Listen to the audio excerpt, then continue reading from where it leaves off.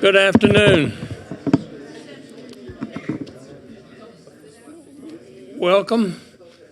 We hope spring is coming, and we'll count on that. But in the meantime, we'll go ahead with our business. We need to begin with the unusual thing of a fire alarm announcement. In the event a fire alarm sounds, please remain in the auditorium and stay seated. Should there be a need to evacuate, a Springmore staff member will direct you on how to leave in an orderly fashion. Please remember not to use the elevators and go to the red pole, once outside. And also, would you please silence your cell phones? Are there residents here who are at our resident association meeting for the first time? We have a roving mic. If you would give your name and where your residence location. Joyce Fawcett. I'm over from Valley, 4th floor. Keep your hands raised.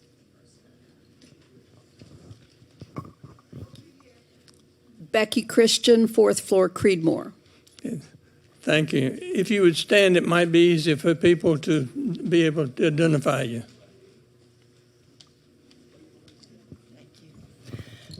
I'm Susan Mastro. I just moved in on Monday in house 34. Mm-hmm.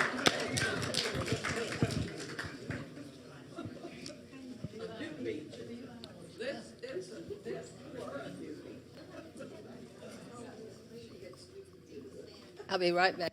Okay. Oh, she has a North Carolina State jacket on. I'm sorry. I'm Neil McLeod in Valley, 1417. Good to have you, Neil. Thank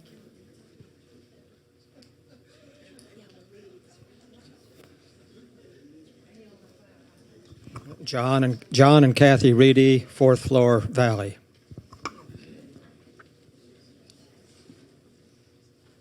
Anybody else? Well, welcome to all of you, and we look forward to being able to get to know you as we move along.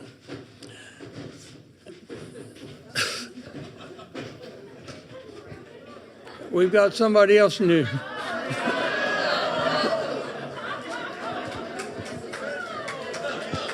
Who is that?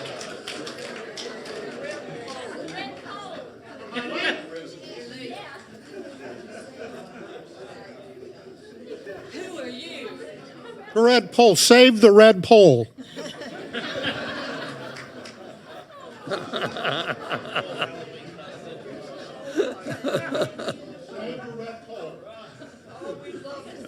Where is the other one?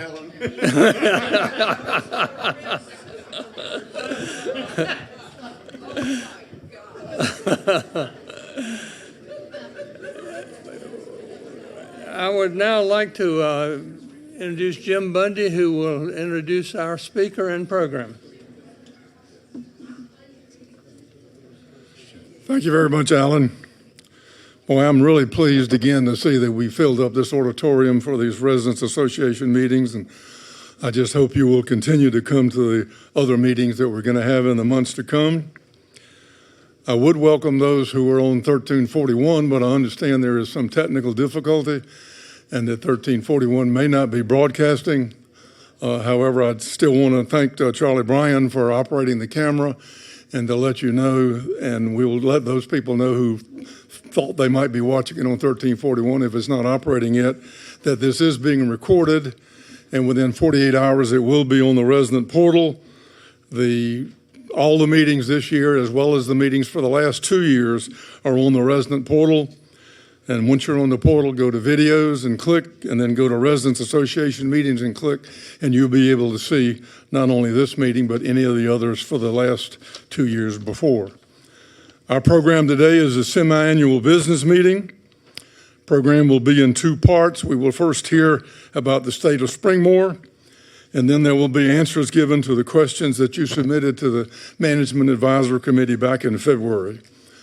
House rules will continue to apply, and that is please hold your questions and comments until after the presentation and wait until a microphone has been brought to you so that everyone in the auditorium will be able to hear your comments and so that they will be recorded as well.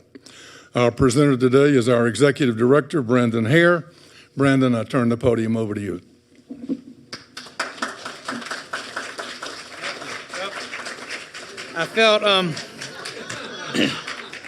I felt really silly putting this hat on at first until I saw Harry Knight walk through with with his red flagpole outfit on. So I'm going to sit this over here. Miss Glennis Hill was nice enough to give me this, but I just don't know if I can confidently answer questions in this. I'm going to put it right here for us. But anyway, thank y'all so much for being here. As Mr. Page said, it's great to see a full house here. So I always look forward to this meeting every year. We get to recap what we did at Springmore. We call it kind of the state of Springmore. And then we always have special guests here as well. So I'd like to take just a minute to introduce some guests we have, and then we'll get started with our program. First, I'd like to introduce our board of directors. If you're a board of director, will you please stand for us? All right. So on the far left here, we have Mr. Bill Baxley. And then I think most of y'all know Miss Susan Walton here in the front. She's a resident here at Springmore. In the back left is Mr. Bruce Ballard. And beside Mr. Ballard is Mary Ann Freeman. So they're all on our board of directors. So if you want to give them a round of applause, we'd appreciate that.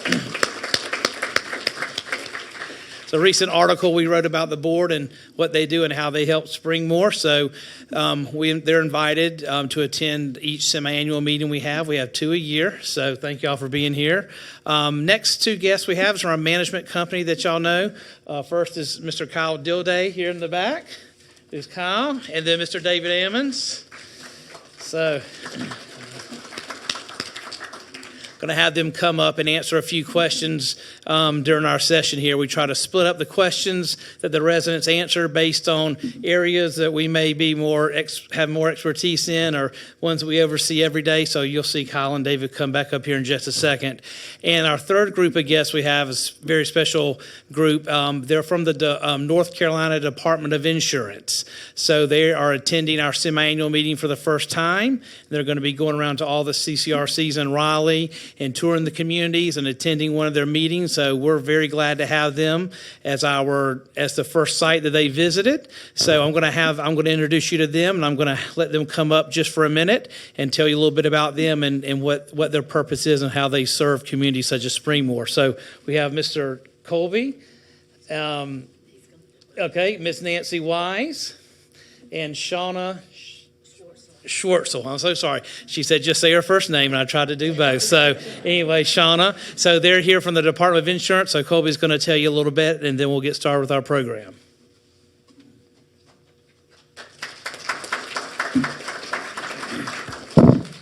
Good afternoon, everyone. Thank you for the privilege of having us here today. The North Carolina Department of Insurance, part of our role as the regulator is to attend these semi-annual meetings as well as see the beautiful campuses here in North Carolina.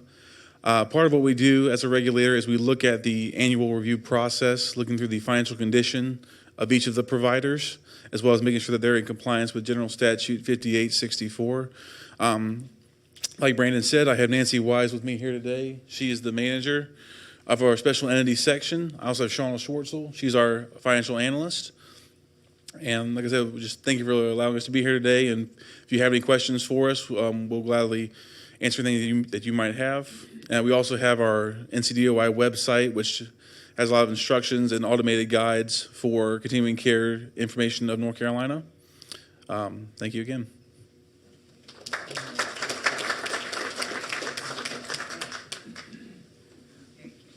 All right. Thank y'all. All right. Well, we'll go ahead and get started with our program. We'll do our presentation for everybody. Can everybody hear me okay? Okay, so we'll do our presentation first. We're going to go over some things that we've accomplished in the previous year, and then we'll get to our resident questions. So each year I try to pick a picture on the on the very front slide that kind of represents what I'm going to talk about. So in 2023, we achieved a lot of things, and each thing we achieved is only through our employees. If it wasn't for our employees, none of this of our accomplishments would have been able. That would have not happened. So I picked this picture. These are 5 of our employees here. Some of y'all may or may not know them, and they are at a job fair at Wake Tech. And as you'll see and hear about during this presentation, and many of you know, we have a lot of employees that's been here for a long time. And one of the reasons Springmore runs so well, and it's just so well liked, because we have such dedicated and long tenured employees. Unfortunately, they don't always stay forever. They have to retire and they have to move on. So we have to continue to find new people that will fit our culture and will fill these positions and hopefully cross over with some of our long tenured employees so they can have that same kind of passion and, pick up on things and why they love Springmore so much. So bottom left is Frank Butcher. He's our Director of Human Resources.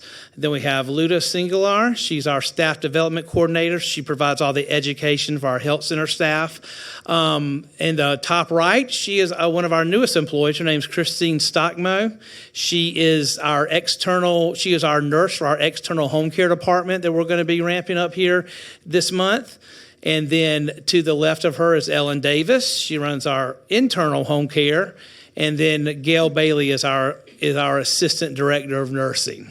So if you're wondering what internal and external is, that's just an easy term to separate. Internal is all of our residents here. We serve about 80 residents a month, home care within Springmore, but we're eventually wanting to take those services out to the greater community to serve other people in need. So that's why we call external. May come up with a different name for that eventually, or just Springmore home care altogether. But right now, to differentiate the two as we get started, we'll say internal and external. So anyway, great new staff. They're out trying to find new staff to come to Springmore, so that's why I started off with this picture. So we'll start with, that didn't go, did it?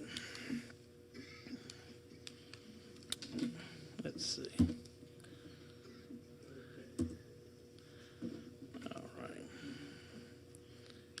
Let me get it to the next slide.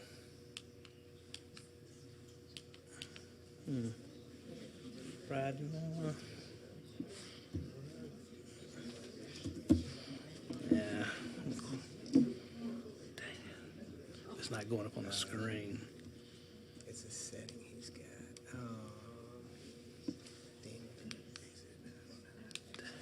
You know what? Let's see this. All right, guys, hold on one second. I'm sorry. It's changing here on the computer, but it's not showing up there on the screen. Even when I click on it. I'm sorry. Hold on one sec.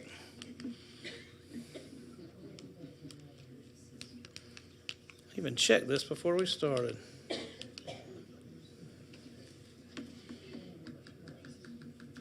Let's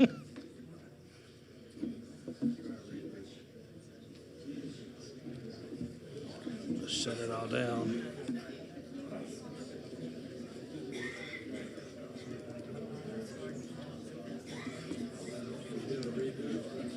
Yeah, I don't want to shut it all the way down and bring it back up. I think it may be a setting. See if Daniel can get it for us real quick.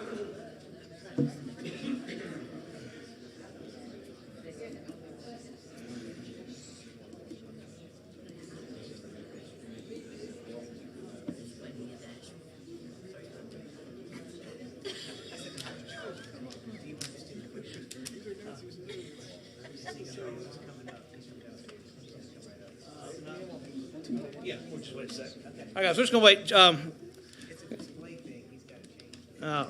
So it's some of our IT guys coming up here. I didn't want to shut it down, then restart it. You can probably fix it quicker. I can shut it down and boot it back up. So. Yeah, I do. I mean, I could just, I could talk off this, but I wanted you guys to see the slides. But maybe that's not important. We'll just Well, we'll go ahead and start talking, and then when he comes in, we'll put it on. We'll start off with administration. We introduced a new paperless option for all of our independent living residents. Currently, we have about 30 people taking advantage of that, so we hope they'll add more here soon. Is anybody on the paperless option? Raise your hand. A few. All right, so if you're not sure what that is, we issue a lot of memos, a lot of stuff to the in-house mailbox, and a lot of people like a hard copy of that, but some are really proficient and really prefer the portal. So if you are on the paperless option, you don't get any hard copies of stuff, so it saves on paper, and everything's uploaded to the portal, and that's how you get all the information. Also, we implemented a new board agenda format. All right, I'm going to let Mr. Charles see if you can help me here. I really want them to see my fancy slides. Well, No, really not that fancy. I brought back up. happens to me, my computer says, why should I help you?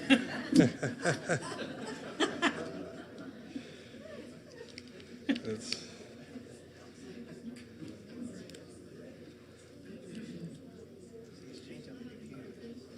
It's changing all this. yeah.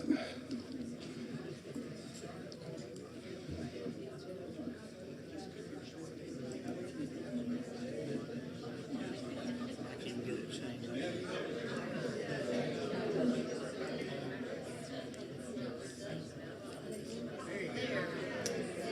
There you go.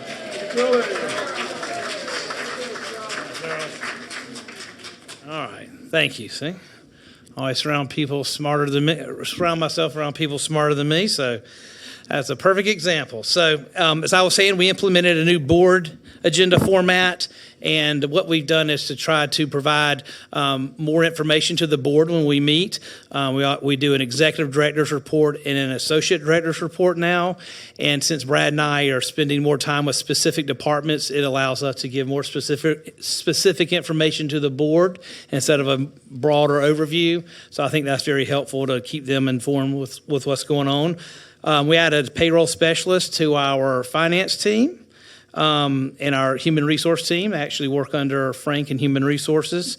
We were able to reduce our insurance staff by one employee, but still provide quality services. So anytime we can, through attrition, if an employee retires or leaves, and we can fill that space with the people we already have, we'll do that instead of hiring back. That really helps cut down on our expenses. And then lastly, Donna McGee. If y'all know Donna, she's our director of insurance. She got a promotion and still doing insurance, but she's also doing clinical systems administrator and our compliance officer.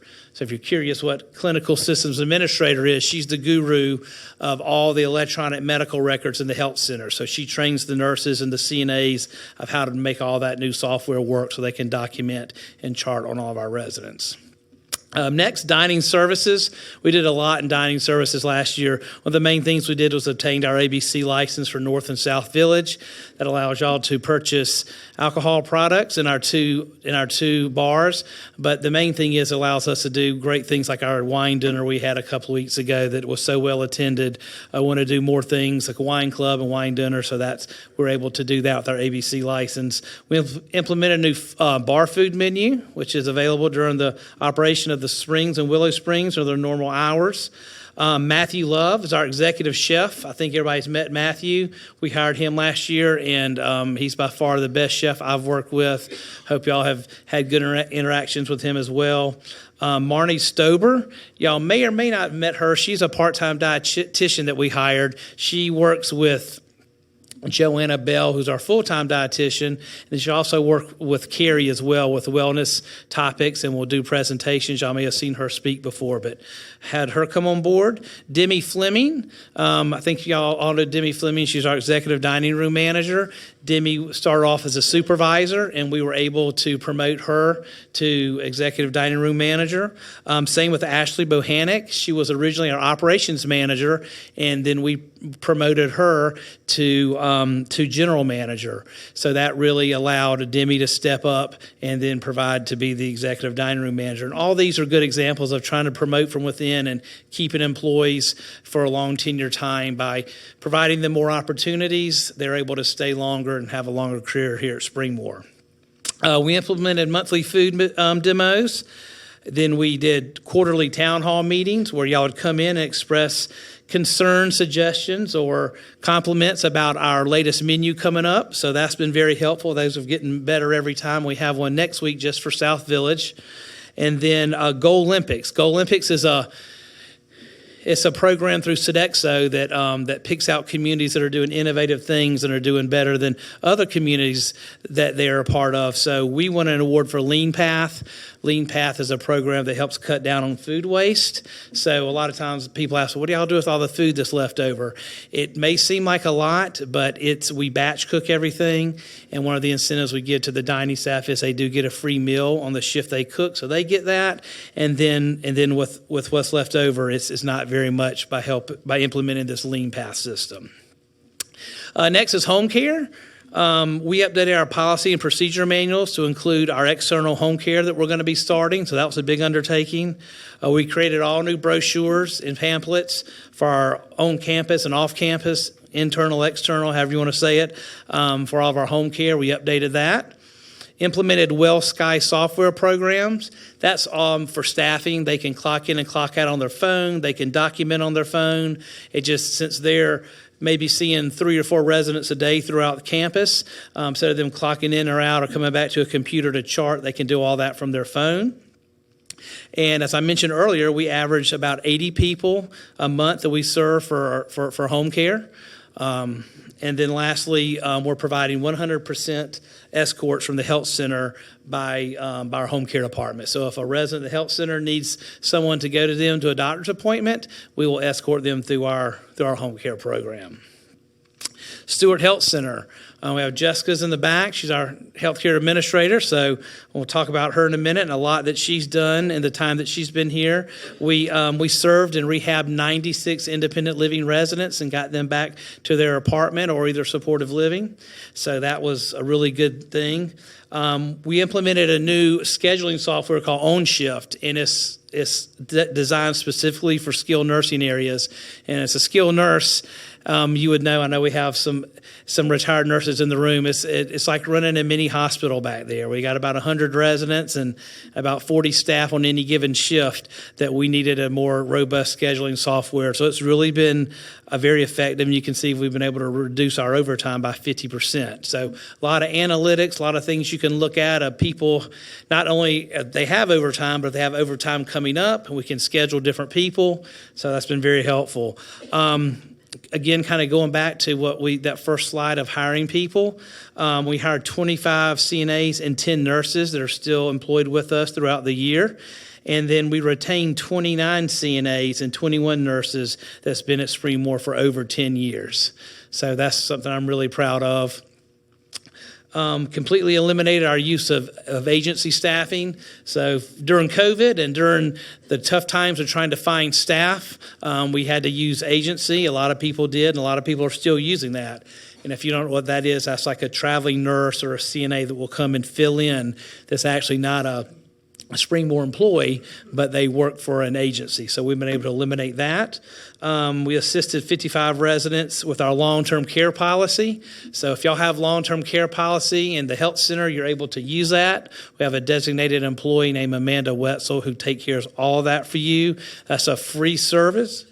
Yeah, she is great. Yes, she's fantastic. And if y'all have a policy and you just want to know about it, she'll tell you about it. And that's a free service, just like Donna McGee and using our insurance program. That is a free service. So please use that if you need to. And then lastly, I mentioned Jessica in the back. We hired Jessica Pagan, our healthcare administrator, after our long-tenured previous administrator, Carrie Corley, retired after 25 years. So big shoes to fill, and she's done an amazing job. So we're so glad to have her. Building services. This is our maintenance department. Maintenance completed 14,792 work orders. So that's roughly about 11 work orders per tech per day. So anytime somebody's light's not working, or I don't know, your door's squeaking, or you got a mouse, anything that could be. Anything could be, those work orders are logged in our system, and then they're delegated out to the different staff members. So that's how many we completed this year. We refurbished 77 residences for residents. We painted the lobby and installed new carpet right past the main entrance where the artwork hangs. We refurbished the Ammons room and both the community store as well. So that's been really refreshed and bright and light. Installed new LVT flooring in the North Village mailbox area. It's a high traffic area, so we thought that would look good, taking that same LVT that's in the business office and taking it out amongst the mailbox area. So that's been a nice improvement. And then also we added some new chandeliers in the front lobby. Grounds and landscaping. That's one of our biggest selling points at Springmore, of our natural grounds and the walking trails and just how everything was built to the lay of the land. So to keep that up, we had a lot of requests from residents, some personal, some were, general. But we completed 315 resident requests within landscaping. We renovated the C-Wing courtyard. So if y'all have a loved one in C-Wing or in the health center, you may have seen that. We installed 42 flowering shrubs and 6 trees. So anytime we try to remove old growth, we try to replant with new growth. So we're able to do that. Repaired over 1,400 feet of sidewalks on campus. So you see the guys out there kind of shaving that down to make sure there's no trip hazard. We have a schedule for that. And then we renovated the White Wolf area outside the Garden Cafe. So if y'all live in South Village or may not know what the White Wolf area is, that is a really neat statue of a wolf, and David could tell us more about it, but I think there were several that were painted, and they all have a different theme, and I believe this one is an NC State theme that Mr. Judd Ammons bought years ago, and we have it up by that waterfall, so it's in the glass. If you're looking out the glass of the Garden Cafe, you'll see we have a little garden and a waterfall and the wolf. So that's a big focal point, so we wanted to make sure we refurbished that and clean that up once we were done with our health center renovation, so proud of that. Information technology. This is Daniel and Charles, who just came and assisted me a second ago. We did hire, and this happened in 24, but we did hire Charles as a second IT person. If y'all know Daniel, he runs around here a lot, and he helps a lot of people, but it was just too much for one person. So we promoted Charles from the front desk to IT. That's another good example of trying to promote from within. But we implemented a point of care system in our health center. And what that does is it allows the CNAs, so the certified nursing assistants, to document on residents after they've cared for them. So in the past, mainly nurses would just document, but we have these screens on the wall that look like little monitors. And if one of the CNAs leaves Mrs. Jones's room and they just had to change her or do something for her, they would go on that screen, they would type in that it timestamps everything and exactly what they did, and it goes in the documentation chart. So it's good to have as much documentation as possible. So that's how we implemented that in the health center. We'll continue to do that throughout our renovations.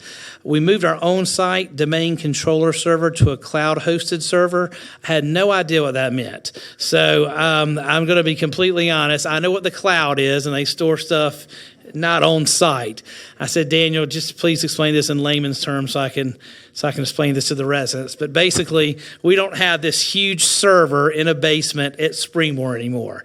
It was a huge device that would store all of our data, and now we have that somewhere else. Instead of having this, basically, so we don't have this huge device that we have to replace about every 5 years. And if it would flood or got wet, it would just, it's an asset that we removed off site, so it wouldn't be damaged. But it's also much more effective to have it off site, and it's more secure. So they can take a little keyboard and keep all of our information that we had on that one server. And we have one. I asked them, we have our first cloud server is in Atlanta, and if that fails, we have another one in Phoenix. So interesting to know where they're actually housed, but it's all in the cloud. So anyway, that's that's a big accomplishment for IT to get that done and to make it more secure. We installed 2 new points of sale systems in the Springs and Willow Springs. That's in our 2 bar areas, so we can ring up any alcohol sales y'all have, and then we can take your declining balance from your meal credits if you order any of the food within there.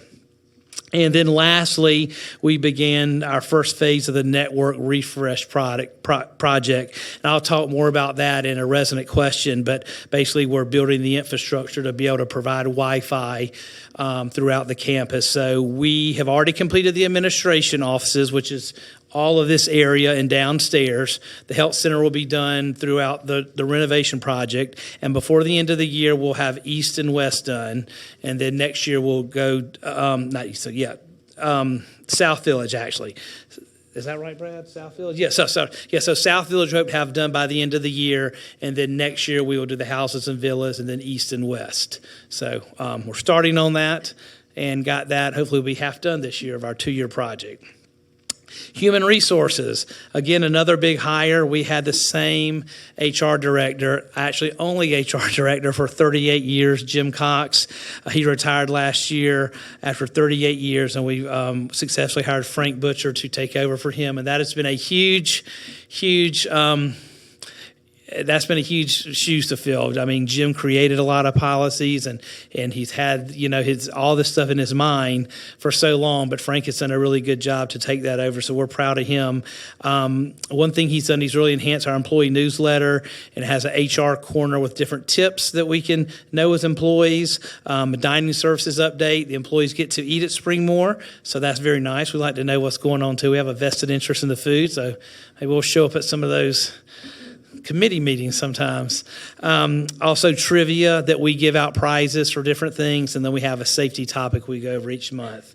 Also, he's developed a leadership management topic series. So each month we're going over something as managers we need to know or be refreshed on. It could be anything from a PAF was a performance action form of when somebody's hired, all the information that you need to fill out. If somebody leaves, information you have to fill out.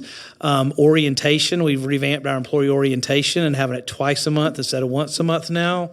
And then also we have had a topic on, oh goodness, I'm forgetting the third one off the top of my head. Evaluations, that's correct. So evaluation. So doing an evaluation whenever you grade someone, and they go for their raise every year of how to fill it out and how to properly do it. So a good refresher for a lot of staff that has been here for a long time, or just a great learning tool for a lot of the supervisors. And then recruitment initiatives. Again, that first picture you saw were 5 employees that were at Wake Tech trying to recruit new staff, specifically CNAs and nurses from the Wake Tech nursing department here at Springmore. But we have another job fair we're just invited to at another community college, and then we have been to a high school job fair as well, where we've got a few of the dining room staff that you see, some of the younger students here in the evening. So we do off-site and on-site. Next week, we're having our first on-site job fair here at Springmore in the auditorium, and each department is going to have a table set up, and we hope to get some new hires from that. Sales and marketing, this is always fun to look at. We welcomed 61 new residents to Springmore last year.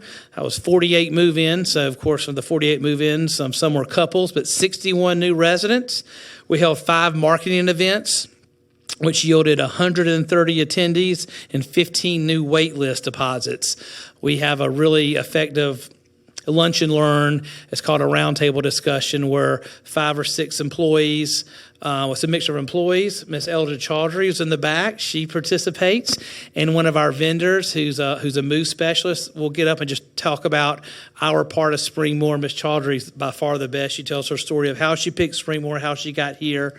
And it just gives a group of 30 potential Springmore residents just a time to hear from all of us, and then we will sit at each table and have lunch with them. They can ask questions. So very fun event, and we've held 5 of those, and they yielded very good results. So in addition to that, we had over 1,000 tours that we conducted. I was over in the marketing office today. I go over once a month, and meet and then spend about a half day over there. And they had at least 3 or 4 tours today. So they just constantly touring people. We added 108 people to our wait list. So now we have over 350 people on our wait list, which is fantastic. We always want a healthy wait list. And so, you know, that's a good number. You don't want it too high. You don't want 800 or 1,000. You get years and years and years and years out, and then they'll end up going somewhere else. But 350, I think, is pretty healthy. We have about 30 or 40 of that 350 that are ready to move in right now. So when something comes open, we call, and those first 30 or 40 are taking those open units pretty quick. So we want to kind of continue to build that. And then lastly, we had over 1,000 new inquiries. All right, this is our last slide, and then we'll get into our questions here. Pathways. Pathways is something that's really been a hot topic this year. You know, we've renovated and revamped our entire Pathways program and have Carrie Ritchie over that, and we have different staff doing different things. I've heard many, many great things about it. But just to give you a few stats here, personal training, that's something we implemented, I don't know, maybe 5 years ago. It continues to grow every year, so it grew by 25% last year, and 142 residents participated in that. Any show of hands of anybody that's done personal training in here? All right, 1 at least. Okay, 2. All right, Scott. All right, so that's proud of that. We taught 1,601 classes.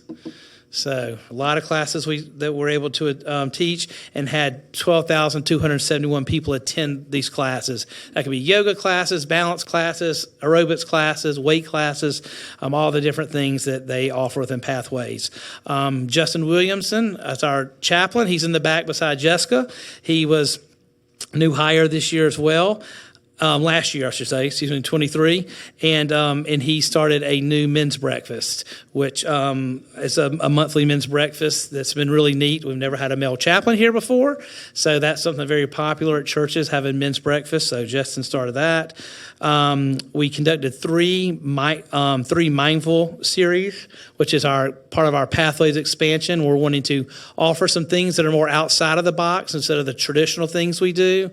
So Carrie and Lori and Justin partnered with a gentleman who came in and talked about mindfulness and how to do that better in your life and incorporate that. And then lastly, we created a new format for our newcomers orientation. So if you've been to the old newcomers, you know, you'd be here at a table, and me and David and Kyle and Brad will all come and talk, and then we'll leave, and then after that, every department manager will come through, and it's like information overload, or that's what we got from people. And I agree, it's just a lot of stuff. So we created a new format to where it's more of a social setting, so kind of mingle with everybody, and then we have more people. We have everybody attend at once. We go around and say who they are, and a lot of times they'll have seen the names by then. They can just put a face with a name, and then when we're mingling, it's like, oh, I need to talk to Randy about how to submit a work order, or I want to ask Brad about how the health center renovations are going. So that's been really good, and we continue to tweak that a little bit. But that is the end of the presentation. I hope y'all found some of that informative, and hopefully y'all are proud of a lot of the stuff that the staff was able to accomplish last year. I'll make sure this gets up on the portal so y'all can refer to that and look at that anytime you like. So how we doing? All right. Doing good? All right. All right, so we're going to move on to our questions. We have 9 questions. Some of them are very similar to, some of them we're going to lump together because 1 or 2 are kind of the same thing. So we have roughly about 7 questions to answer. So I'm going to start off and answer a few. Then I'm going to let Mr. Kyle Dilday come up and answer one. Then Mr. Ammons, then Brad. Then I'll close this out, okay? All right. So the first one, I like looking up these things. That's why I like get questions like this. Someone asked, this is an anonymous, does Springmore have the same number of employees and residents as it had in December of 2021 prior to the COVID epidemic? No, we don't, but they're pretty close. As far as employees, at the end of 2021, we had 483 employees, and right now we have 462. So about 20 less than where we were. but we were able, again, we can consolidate some departments and not have to hire back through attrition and give people more responsibilities and promote them, so we don't have to have as many people. So that helps them and helps on overall expenses. Lastly, this was resident count. Very interesting. So the end of 2021, we had 569 residents. And at the end of last month, we had 567. So only a difference of 2 people. Pretty close. That was really neat to look up. The next one I have, which is talks about the movies here. I've heard a lot of good stuff about the movies recently. So anonymous question was, could East, which is over here, get more movies shown here at 2 and 7? So yes, we can, and we're evaluating that now. Once a month, we have the Chaplain's movie on Monday. And then every Saturday evening we have a movie. So we've increased our movie selection, which I heard has been going really well. We've had a higher attendance. All of our snacks are back. Got that going, which really contributes. I agree. That went on too long during COVID, so Carrie got that implemented back. So we're going to run this schedule of the one movie on the Saturday evenings over here to the end of March, and if the participation warrants it, we'll for sure show more movies here over in North Village. But just remember, also in South Village, they show movies Thursday, Friday, and Saturday, so you're always welcome to go over there as well. So, all right, those are 2 short ones I had. So I'm going to have Mr. Kyle come up, and he's going to talk about something a little more in depth. So that's why I assigned that to him. So, all right, sir. Thanks, sir. Yeah. It's great to see everybody. I know, I tell people that may not know me, I started at Springmore on March 1st of 1987. I had brown hair like Brandon. I didn't wear reading glasses, and there was a whole lot of things different. But things have changed over the years. But it's nice seeing everyone. I'm glad to be back, and a part of this meeting is always fun. I did have 2 questions Brandon mentioned. They are very similar to each other, so I'll dovetail off of one onto the other. The first question is, why does Springmore continue to believe that an adequate level of clinic services for several hundred residents of Springmore can be provided by one 2-day per week MD and 1 5-day per week nurse practitioner? Most of you know that obviously is related to the clinic, and we have found it very adequate for about 35 years now, maybe 37 years, for that to be very sufficient for us. As Brandon just pointed out about the residents, number of residents being close to the same today as there were, I think, was it last year you were comparing it to? 2 years ago? Actually, in the last 35 years, they have changed very little because our apartment sizes, our number of units have not changed. So we've been very consistent, and we find it to be very efficient for us to have one physician and one either nurse practitioner or physician's assistant to be in our outpatient clinic 4 to 5 days per week. About 15 years ago, we consistently made it 5 days per week. And we have found that to be very sufficient for us. I don't know of any residents who wish to use the contracted physicians that we have who are not able to get to use them and or will not turn you away from the clinic in order to get those services. So at this point, we are always monitoring it. If we find that it becomes a need for us to have more coverage, we are ready to jump on that. We have a contract with Raleigh Medical Group, which I'll get into in just a second, and that they are ready to offer to us as much medical services as we need. But we feel that 5 days a week, having a nurse practitioner and a physician here is adequate coverage for us at this time. The second part of that question was, is it just a matter of keeping costs down? And the answer is no. It really is a matter of supply and demand. That's really what it amounts to, and there is not a demand at this point to increase it beyond that. The second question that I was taking a look at, again, dovetails on that and says, has any thought been given to having a full-time medical director 24/7 at Springmore or having a podiatrist occasionally? And as I mentioned a minute ago, we do use Raleigh Medical Group now, and it's been thought, the answer to the question is it's been thought about a lot of times, and it's been discussed and it's been looked at on multiple occasions. Back about 15 to 20 years ago, Dr. Edmondson was our medical director and was the primary physician in our clinic. He and I spent a lot of time looking at the possibility of hiring him and having a physician on staff to be here. But by the time we looked at the salary that needed to be paid and the benefits that needed to be paid, needed to be available for them, it just wasn't cost efficient for our residents to have that cost involved in being at Springmore. So we continue to contract those physician services. We contract them currently through Wiley Medical Group, and Dr. Patel is the leading physician now, which Dr. Edmondson interviewed and helped us hire or agreed to come here through Wiley Medical Group. And so we find that he does a good job with us here. He is not Dr. Edmondson. I've heard that from many of you. He will not be Dr. Edmondson. And for the record, Dr. Edmondson was my personal physician, and the doctor who took his place is not Dr. Edmondson to me either. So I get the point. But do know that we do that contract through Raleigh Medical Group. They're willing, and they meet with us, and they're willing to help us to do what we need to do. If we need to add, we'll add. If we have problems, we just need to know the problems, and we're able to address those with that group.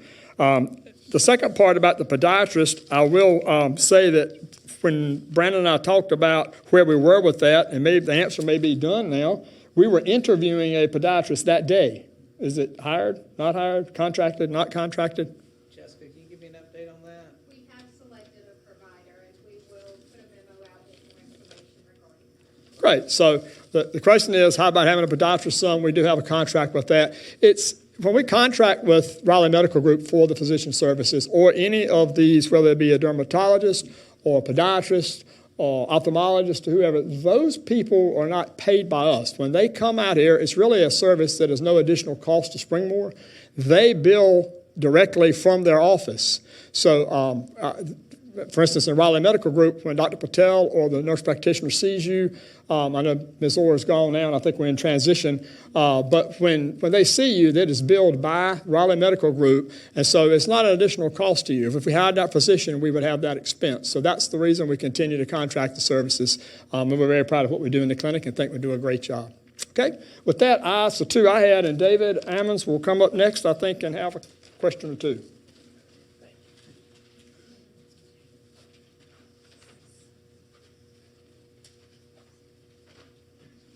Good afternoon. Going to be some of us running up and running back, so I'm sorry for the interruption. One thing I want to say before I talk about my one question that has 4 parts is a nice little tidbit is Brandon mentioned the White Wolf section being redone. That was done through a art commission effort that Raleigh did to raise money, and Sylvia Dole's son was the artist who created that for us. So some of you may not know that detail, but George made that wolf or painted. I don't know what you do. They all look the same, so I think it was the way they were painted and decorated. My question has to do with the health center and all the work that we're doing there now in refurbishing Stewart Health Center. The first question is, what is the impact of inflation on ongoing health center construction cost? And that's certainly an insightful question.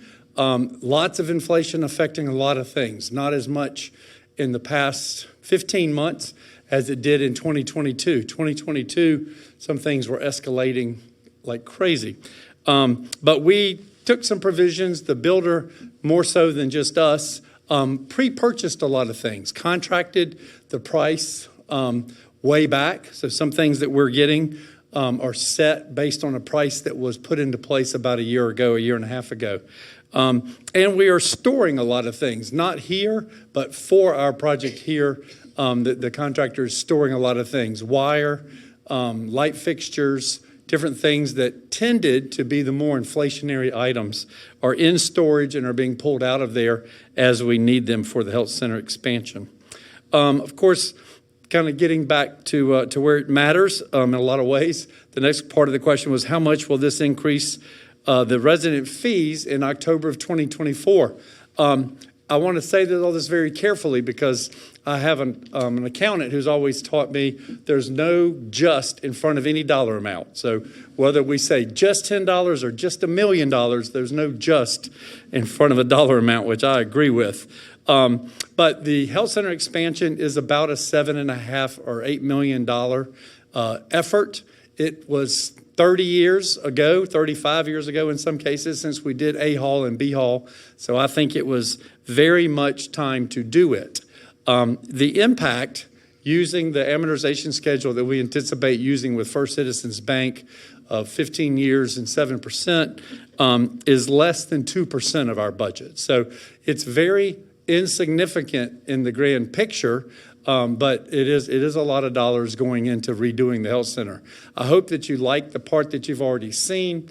There are certainly plenty of people, maybe some in this room, predecessors, different people who have expressed that we went a long time before we started the refurbishing that some could argue could have, should have been done earlier. We won't deal with the what if scenario, but we're glad we're doing it. I think it looks a lot better. It's a very exciting time to see the health center.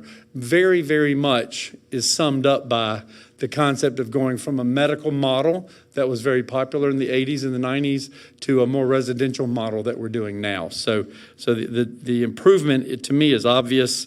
The improvement is necessary. Fortunately, in the grand scheme, it's not a lot of dollars relative to the budget. Number 3 is, what is Springboard doing to contain all costs in this inflationary period? And I don't know how far the questioner wanted me to go with all cost, but Brandon can speak to that some and has in some of the other questions.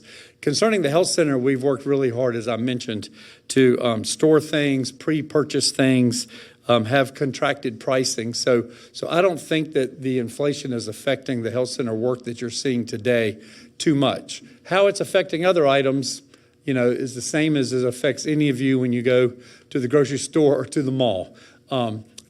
Shipping and travel is just unbelievable what that does to a lot of things. So an item that may not be a lot of dollars, but is heavy and has to be shipped somewhere, from somewhere, has gone up because of that type of thing. So we are doing all that we can. There's a beautiful term I just love called value engineering. Some of you that have been in the building development world, that really means go back through and cut everything that you can. But we call it value engineering so that it looks glamorous to the way you do it. On a serious note, there are very good examples of when value engineering makes a big difference. I'm amazed. Simple examples that I've had over the years, but somebody will say, they designed this, like the health center, they designed something and it's planning to use, let's say, 4-foot by 12-foot sheets of sheetrock. And then the sheetrock company tells the builder, the 12-foot ones are really expensive right now because we only have 4 trucks or whatever. I'm making this up, but you get my point. To carry those, if you'll do more 8-foots, it could save a lot of money. So we have a lot of examples like that where we're able to customize as we go and therefore value engineer some of that. The last part of the question is, what is the timeline for completion of Phase 4? And I'm going to answer it. Also invite Brad, who is speaking after me, to feel free to correct this part if I'm off. He monitors the construction of the health center stuff every day. But Phase 4 that we're working on now was supposed to be finished about July. We ran into numerous, see the word they told me to use, discoveries. Discoveries. It is really interesting. This building that you're in, and especially the health center in this case, was drawn by hand. I mean, they had a ruler and some things, but pre-computer, it was drawn by hand. It was never digitized as we would today. It didn't have all the things you would do. Today, plans are looked at by computers to find any issues ahead of time. So because of all that, sometimes we dig in the health center now and don't exactly know what we're going to find behind the wall or under the concrete. To that end, we're finding a good bit lately. This is not, again, in the grand scheme, lots of dollars, but lately we've been dealing with plumbing things that we thought, oh, good, there's going to be these big pipes underneath this concrete slab and they turn and this will be easy. And then we get doing that and find that everywhere it takes a sharp turn, that joint has largely, I can't say rusted because it's copper and different things, but whatever it has done, it has had a long 40 years doing a lot of work. So we've had to do some change orders. We've had to do some price increases to adjust to the discoveries or the findings that we run across. So, excuse me. If that was a July schedule, I don't think anyone thinks we're adding now more than a couple months, But it has required going back to the architects and having new drawings done, which then has to go back to the city to have planned, reviewed at least, maybe not all new permits, but the city and their staff has to look back at things. So the discoveries are causing some of the issues. One thing, too, I wanted to say, unrelated to my question, but I thought it was kind of ironic. So the Department of Insurance is with us today, and they were introduced, and this group is from the Continuing Care or Special Entities section. Department of Insurance, as you may know, also oversees all fire-related items. So the young man who ran out of the closet in the red pole picked a good day to do all of that. We're doing all we can to be very fire safety for the Department of Insurance. So, all right, Brad.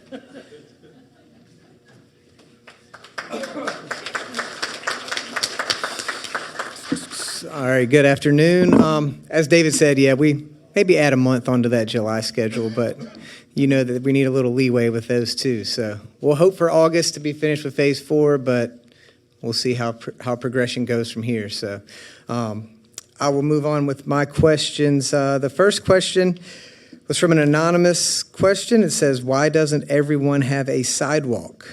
My initial interpretation of that was sidewalks around campus, and I think most of the space around campus does have a sidewalk or quick access to a sidewalk, the exceptions being Springmore Court, and that's such a minimally trafficked road, and that I don't know a sidewalk would be necessary, but also the driveways, when you look at the driveway and where the garages are, it's a little bit too short. If people park in the driveway, you wouldn't have any room if we added a sidewalk, so not really feasible there. The side of Valley closest to Sawmill Road, I know, does not have a sidewalk, and that's been a hot topic. We've looked into that with the Building and Grounds Committee, and at this time decided not to add a sidewalk around that edge, but we do want to add some lighting around there, and then potentially look at maybe adding some paint as kind of a stripe off an area that would be more pedestrian friendly and hopefully get people's attention coming around that corner.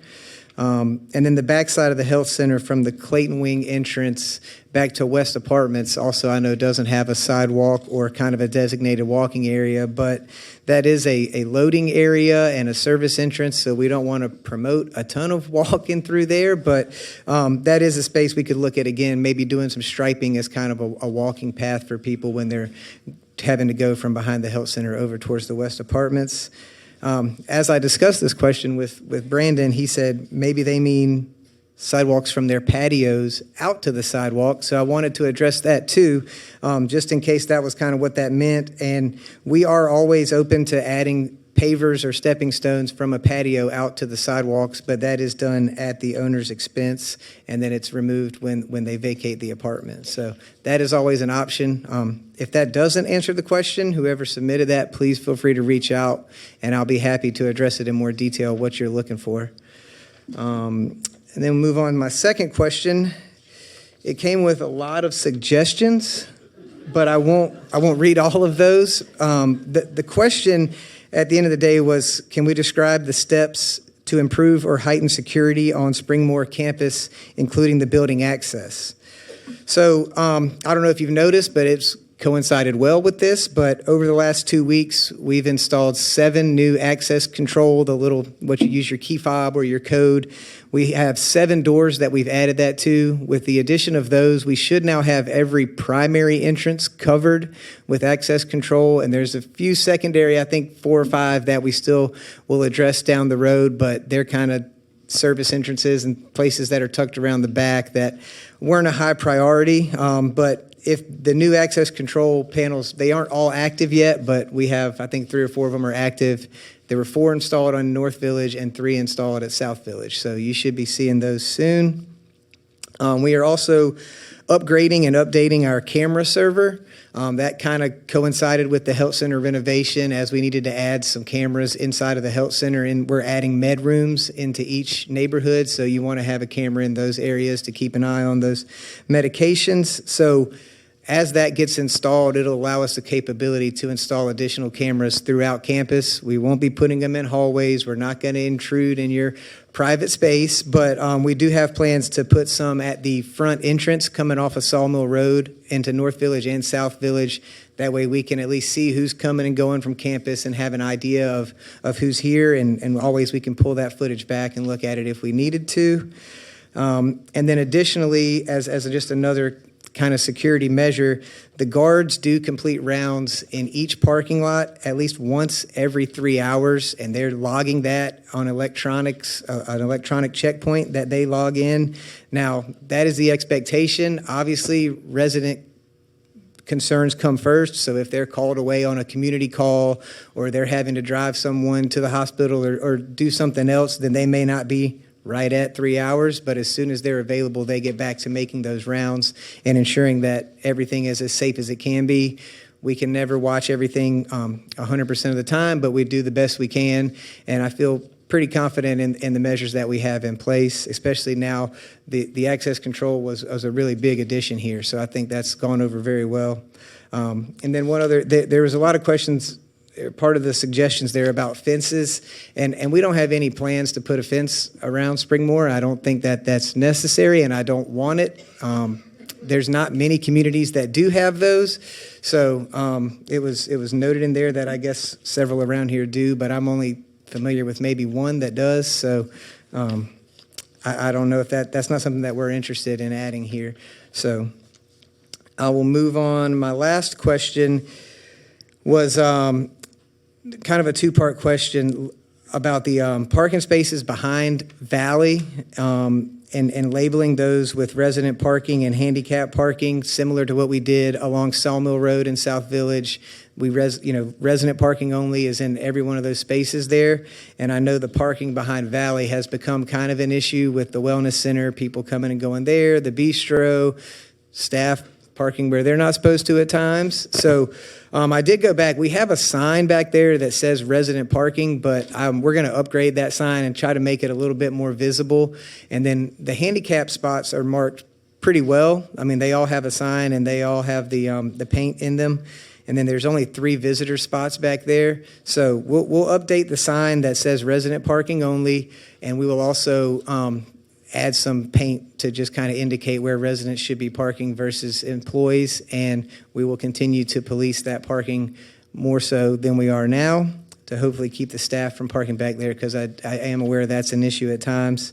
And the second part of that question was the driving etiquette back there behind Valley, coming around that same corner we were discussing with the sidewalk. I know that staff frequently go around there. You got the dining services van, you got the trash pickup, and some other service entrances on that backside. So I asked each department head that has anyone that's driving back there to please review with them safe driving and pedestrian etiquette, and making sure that they're aware of their surroundings when they're coming around that kind of a blind curve there. So those are my 3 questions. I will hand it back over to Brandon. Thank you.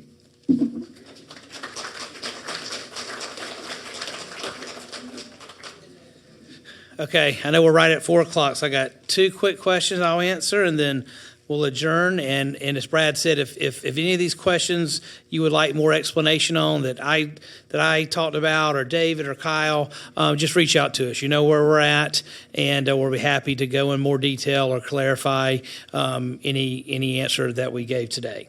So the last 2, my last 2 is resident artists would like more wall space, more exhibit space for their art. Is that possible? So I suggest contacting 2 people to get on the rotation of the art schedule. The first one for North Village is Ms. Marilyn McDowell. She heads that up over here in North Village. And in South Village is Mr. Pete Benda. He's doing all the new artwork that you saw on the right-hand side going into the dining room. So I would suggest contacting them to see if you can get on the rotation. And if there is some more space, which I think there's a little bit more in South Village, if we have enough demand, we could expand that a little bit. North Village, we've dedicated a lot of wall space. I'm not sure how much more space we would have over here in North Village, but South Village, we could expand it a little bit more. And my last question, and I talked a little bit about it during my presentation, so I didn't get ahead of myself, but does Springmore plan to have Wi-Fi in each residence? And if so, approximately when? So I mentioned that we're on a 2-year project right now of doing a network refresh, which is basically providing the backbone to be able to provide Wi-Fi throughout the campus. Administration's been done. South Village will be done by the end of the year, and then next year we'll do East and West and the houses and villas.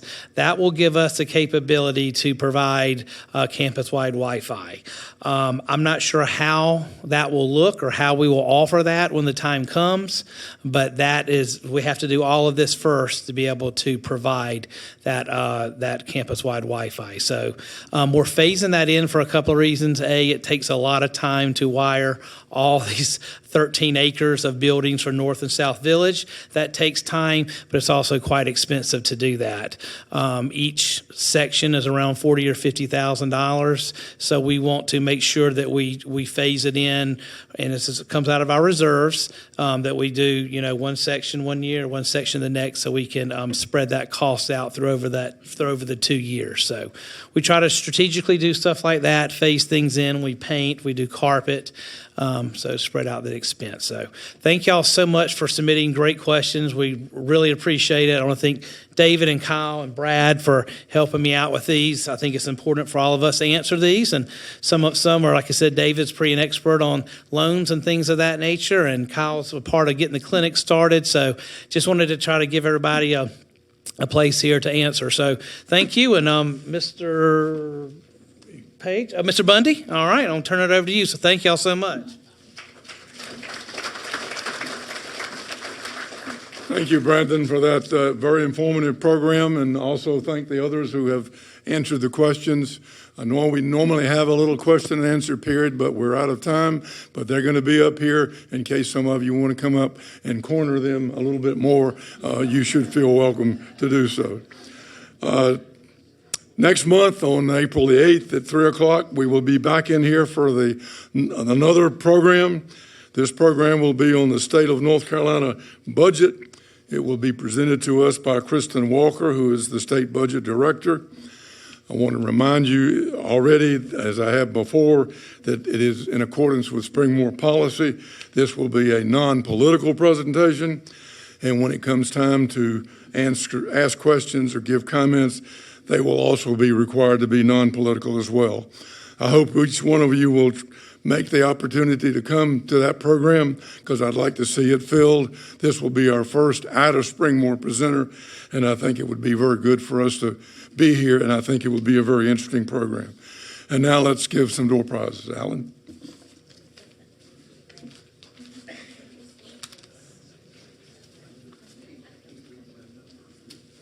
Will you pull a number? Sure.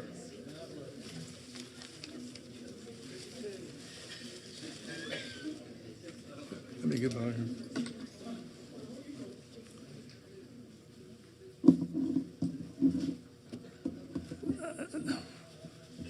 The number is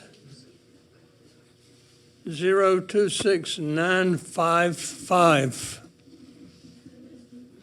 Right over here. And now,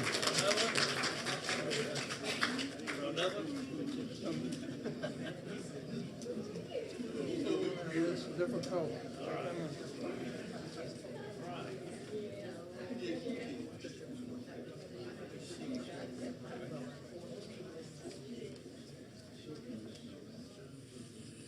And the winning number is 148631.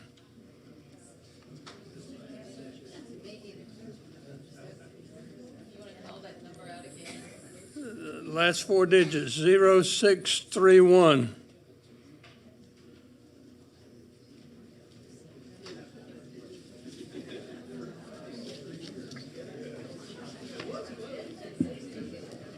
Okay, thanks to all of you. Thanks for a good program and a lot of information.